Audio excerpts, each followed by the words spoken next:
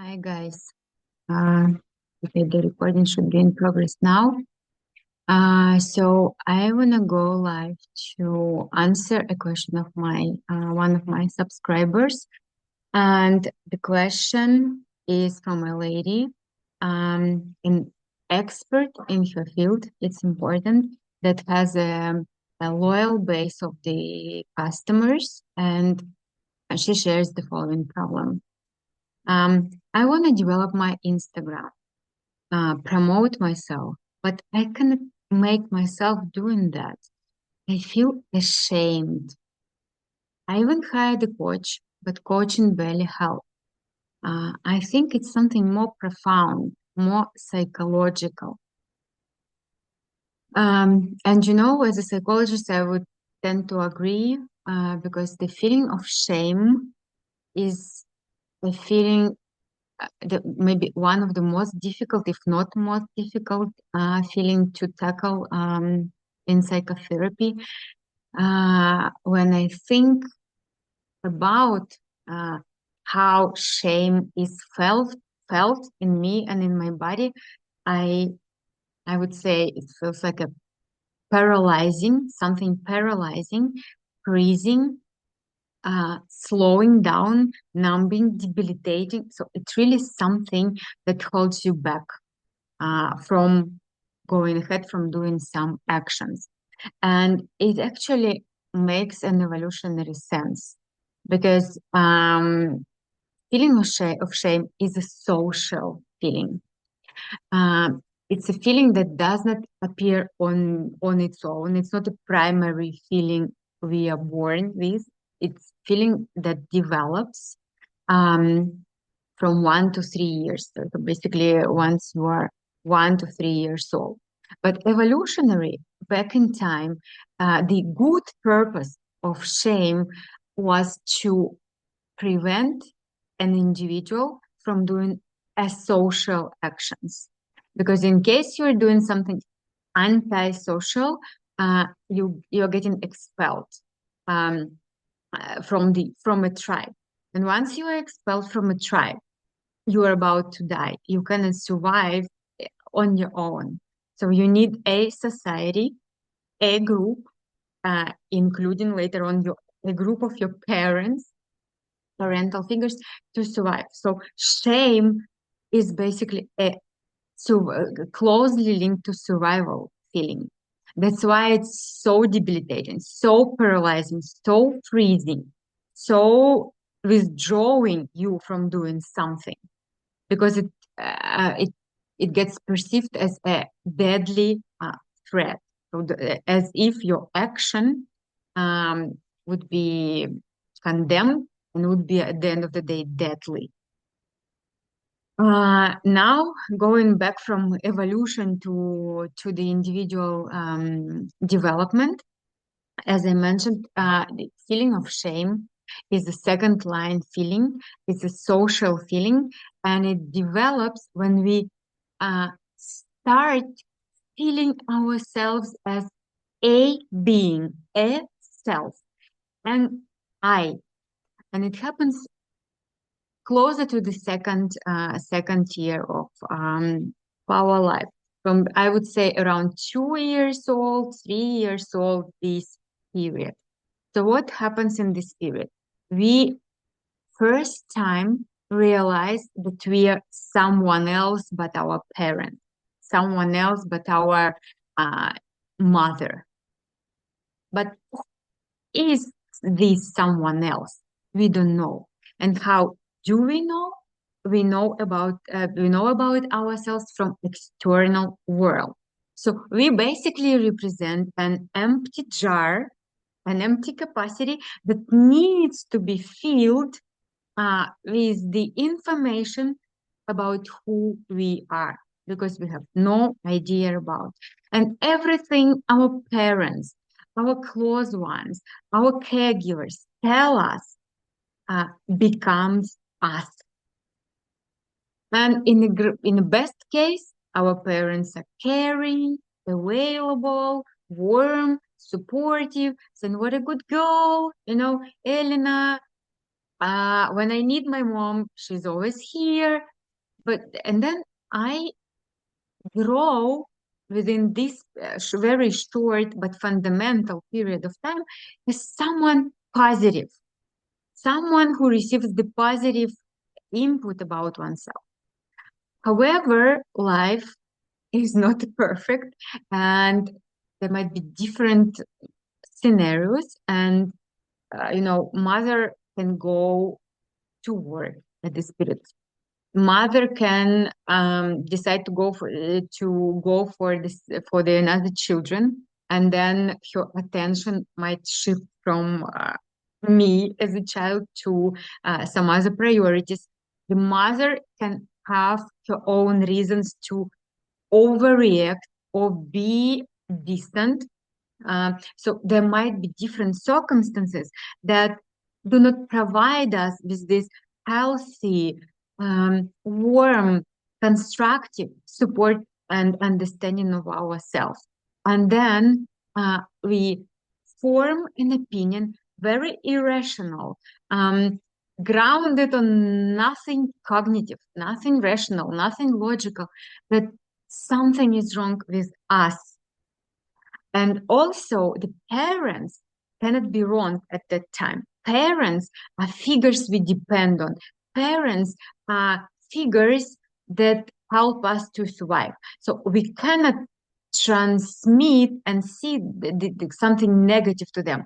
We think they are perfect. And then if something goes wrong and the parents are perfect, who is imperfect? It's me. So in this period of life, from around 1.5 to 3, we are self-centered. Everything that happens is because of us and for us. And if, I don't know, parents are tired, it's because of us. Parents are angry, it's because of us. Parents are quarreling, scandaling, divorcing, it's because of us. It's me who is wrong. And that's why, because I'm wrong, everything around me what happens this way. So that's how this irrational, the unfairness about this process, the entire process is that at this point of time, we don't have any tool to filter. We don't have any cognitive filters. We don't have abilities to think. We don't have analytical skills. We can just reject this. We are absorbing what happens in the world.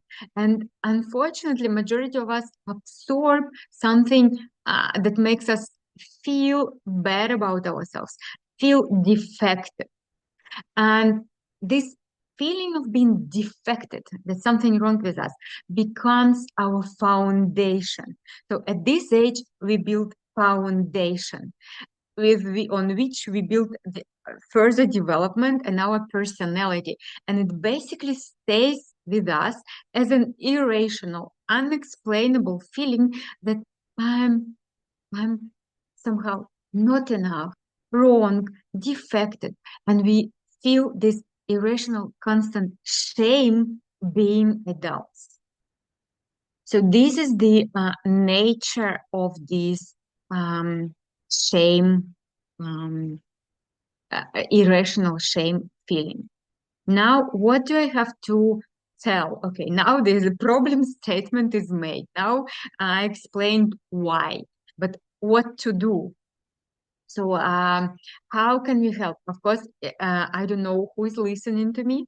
I'm basically broadcasting to this space. So I have to I have to talk in a very broad broad meaning and give some very broad ideas and hints on what can be done. But the fundamental one, let's say, the strategic solution is that you go to therapy, psychological therapy, tailor-made therapy that will find the way to support exactly you without very generalized advices. That would always work. If you don't have an opportunity and financial opportunities to go to therapy, and if you need something as an advice from stranger, I'll try to provide some ideas how you would tackle it. So first of all, what I want to say about the situation with our lady who feels constantly, deeply, profoundly ashamed. First of all, I want to say congratulations. And I'm not joking. You will understand now that I'm not joking. You feel shame. It means you have a psychic ability to be in contact with shame. And it's already a huge, huge step forward. Why? Because shame is such a burning, such an uncomfortable feeling that our psyche does everything not to be in contact with that. So our psyche, our brain constructs the mental, theoretical, rational theories about why we do this or do that and don't do this and don't do that, very convincing constructions that just they serve, they have one function, to prevent us from connecting with feeling of shame. Example. I try to invent very simple examples so that we understand. Of course, life is more complicated than my examples, but anyways. Let's say a person does not put a picture on the social nets or messengers, and the person invents very sophisticated explanations why not. Safety reasons, whatever else, but actually inside of this not putting pictures, there is a shame. It's a dysmorphophobia, the problems with accepting own appearance. Because if you really think, who is this one who does not know how do you look like? Let's imagine I don't put a picture on my WhatsApp. Who is a person who does not know how I look? My close ones? No. My friends? No. My colleagues? No. I don't know. Any community, any society where I am in, no. How do I look like? And then who's this one who does not know? Or who does not, who is this one who does not really, who I'm trying to hide something from? It's myself. It's only me who doesn't want to get in touch with the image of myself. But I cannot admit it. And I create very sophisticated theories. Why not? You know? Or another example, someone, I don't know, a man doesn't want to launch a project. And there are many reasons why. But maybe the reason is that if I launch it and I fail, I will feel ashamed, feel miserable. So it's again a fear of feeling ashamed. So there are many beautiful constructions, many beautiful theories and explanations and actions and behaviors that protect people from feeling shame. That's why, and it's very difficult to break through those defenses. And if you feel that you are ashamed, you already several steps ahead, and already like the problem is 50% solved. So what else can I, apart from going to therapist or visiting therapist, what else can I suggest? So we know that the reason of this irrational shame feeling lies in a deep, deep childhood, very early development. And we cannot connect to the stage cognitively, consciously. We just don't have connection to that. So we cannot cure cognitively what we don't have connection to. But what we can do is we can try to become a good mother, a good parent to ourselves. So to be very self-compassionate, and we need to develop an ability to to care about our inner child on ourselves. So we need to become these good mothers to our inner child. And every time we are in this shame situation, we would better try to be as much supportive as we can, as much caring to our selves as we can.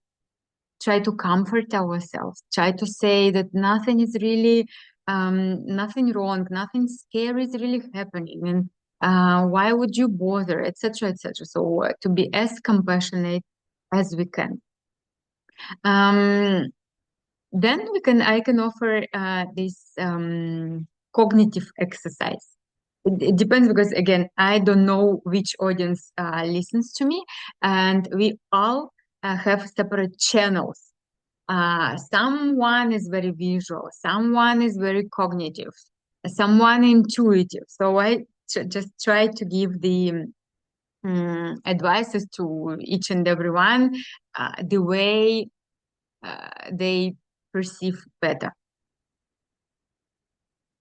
And those ones who are very cognitive, very analytical, very trying to control everything, I suggest you try to make this cognitive exercise, trying to put yourself in someone else's shoes. So to demonstrate this very simplistic, in a very simplistic way, I invite my alter ego, my teddy bear. And imagine this teddy bear is a psychologist. And he possesses very, very important information. But he is shy. He feels ashamed to switch on, the live or stream on YouTube or on Instagram or whenever else. And he does not want to tell me the very precious information. So what can we do? We are playing the game. So he is Elena, a psychologist, psychologist with diploma, certified, chartered, etc. And he just feel very ashamed. And I said, please, Elena, tell me, how can I combat shame? I really need your advice. And then he said, yes, I know, but my English is pretty broken, and I feel like there are many videos on YouTube on how to combat shame and how to cope with that. Yes, but I know you. You are my kid. You are my friend. I know you. I want to listen from you. Right. What else that you can tell me? I don't know. Everyone knows how to do that. I mean, it's obvious. No, but it's obvious for you. And no one else is a psychologist. We are all of different professions. We really don't know what you know. I don't know. I always feel I sound stupid. My voice is, I don't know, not pleasant. My appearance, I have, this big nose, which I don't like. But yeah, actually, cares. People don't really, um, people even dislike these nature sounds on YouTube. They also get some dislikes. So what do you expect from just random videos? Of course, there always be someone who dislikes you, and it's part of normality. And a part of ourselves. We are also judging, gossiping, etc. But it doesn't mean anything. I mean, if every one of us um, listens to these gossips or I don't know, the opinions of others, then we would never create anything. We would never construct anything. We would never move anywhere. We would never just go for something we consider interesting, because others don't know why it is precious for us. Others don't know don't see the future as we see, don't see ourselves as we see. So we need to find a way to lean on our own idea. How shall we go ahead with our expertise opinions? Now let me see what else do I wanna say.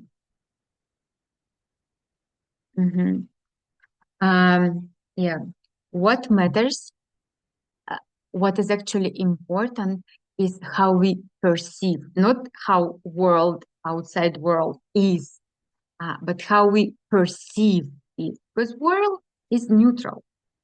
And somehow we, from that position that I am kind of defected and wrong, we perceive world as hostile, as someone that will potentially attack us.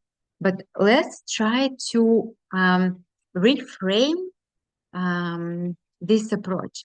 Let's try to think that it's not that me switching on the camera and then 1,000 of angry, criticizing listeners would dislike me, but let's think differently. Every time it will be one-to-one with someone else. But every time someone is listening to me, every time I talk to a person, not to a big hostile audience, to a person. And then this person might really need to hear. She or he found me, found my stream, my Instagram reels, my Instagram post, whatever else, because they look for an information. They desperately need my professional expertise opinion. It's one-to-one. It's the same as in a cabinet, in a psychological setting, in a room, or in a massage room, or in a meeting room where you meet one-to-one. So online is the same one-to-one with the person who was looking for you, not a random person. A random person will most likely will just pass by. They will not stop. They will not listen. The time is precious. We only stop and listen what we are interested in. So consider that the person who listens was looking for you, was looking for an information. So try to change a paradigm from the hostile, unknown bunch of the strangers to an individual who really looks for a contact with you and is really, really interested in the information you're going to provide. Now, what else? Let me check my notes. What else? What else? Peter Levine, a very famous psychotherapist who is one of the founders of very well-known names in body therapy. He offers us, all of us, an approach from the body side. So when we feel ashamed, let me maybe put a little like that. When I'm ashamed, how does my body behave? It's like I'm paralyzed, I'm compressed, I'm frozen, and then how can I? This is how shame gets fixed in my body. And maybe I experienced this posture, I don't know, thousands of times. So my body recognizes it. I get compressed. What can I do? I can do the opposite. I can imitate shame with my gaze down. I'm a little bit compressed, a little bit like that. And then I start raising my gaze and I start spreading my shoulders and my chest. Like I feel more freedom from the body side, not from a mental side, but from the body side. Let my body feel more proud, more free. but it's an instant. It's more a tactical action. At the moment we catch ourselves that we are in this shameful position. So yeah, let's go again. Let's spread the shoulders and the chin up, and we are giving a space to ourselves. We are proud of ourselves. And there is another school of therapy, systemic family therapy, or you might know it as the Hellinger's constellations, if you've heard about that. And you can, in psychology, there are different opinions about the school. CBT therapy, cognitive behavioral therapy, academic therapy, academic science, they say it's not scientific, it's not proven. But we know through the history that what was not proven in some decades or hundreds of years becomes proven, right? And if you just trustful enough, it can work well for you. So these Hellinger theory tells us, that gives us a beautiful idea that everything happens because of love. Love flows through generations. Love flows through family members, even if we do not perceive it as love, even if the love makes us feel harsh.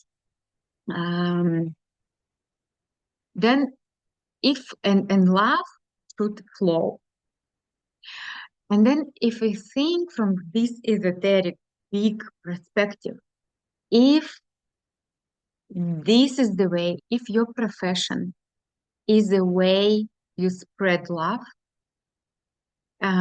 your profession, your knowledge is how love should flow to the society, to other people, then why would you stop love from flowing or love from spreading? Think about it, that you shouldn't be a handicap from your love to other beings to flow, to get connected, to have a connection, to be transmitted.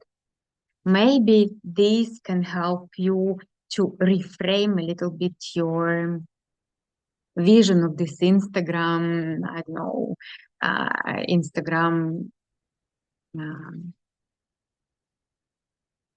how do you call it, reels or posts or lives, if you see the bigger meaning in that. I think it's all I wanted to say. Please ask me questions in case you have ones, and I hope something out of my stream was helpful.